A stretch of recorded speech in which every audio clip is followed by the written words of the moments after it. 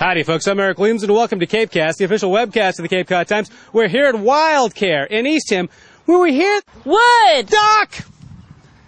Something about a wood duck next. CapeCast. So, Leela, let's talk wood ducks. What do we have here? We have 9 wood ducks from Falmouth that were trapped in a storm drain. What are you doing with them? What are we hoping for them? Well, when we first got them about a week ago, they had just hatched. They were tiny, and they're notorious for being difficult to raise in captivity. So getting them to eat has been a real chore. Now, talk a little bit about some of the peculiar sort of jumping and surviving fall abilities of wood ducks. Well, their parents nest in tree hollows, way up in trees. They can be 45, 50 feet up, and after about 2 days after hatching, they jump out to follow their mom to fresh water, and they can survive a fall up to 50 feet.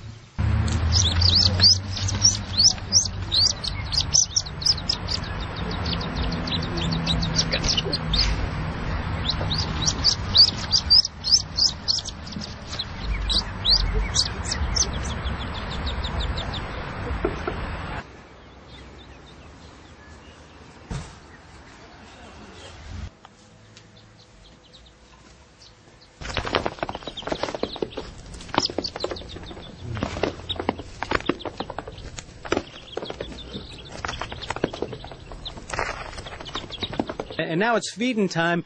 You bring them down below into this sort of setup, and you have some worms. What's going on with that? Well, to get them to eat, their food has to be moving. That's kind of what stimulates them. So the playpen that we have set up, we choose the colors deliberately for maximum contrast so that if they see something moving, they'll kind of go after it. And the worms have, some of the insides hanging out so that when they go for the worm and they taste it, it tastes good, and it encourages them to actually eat the rest of the worm. So, Leela, let's get deep inside that duck playpen. First of all, I see a feather duster. That's their mother. In the nighttime, they go under the feather duster, and they kind of brood and huddle up. That's sad, but I guess it's some kind of animal psychology thing? It's cozy, Eric.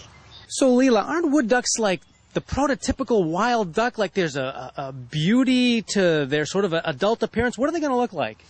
Well, the males are absolutely beautiful. They have all of this coloring on their head and these top feathers that are very, very showy.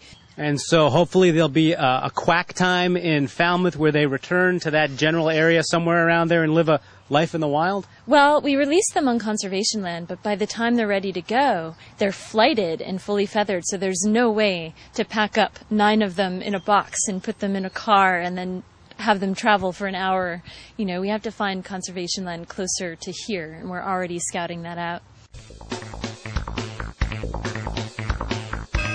CapeCast.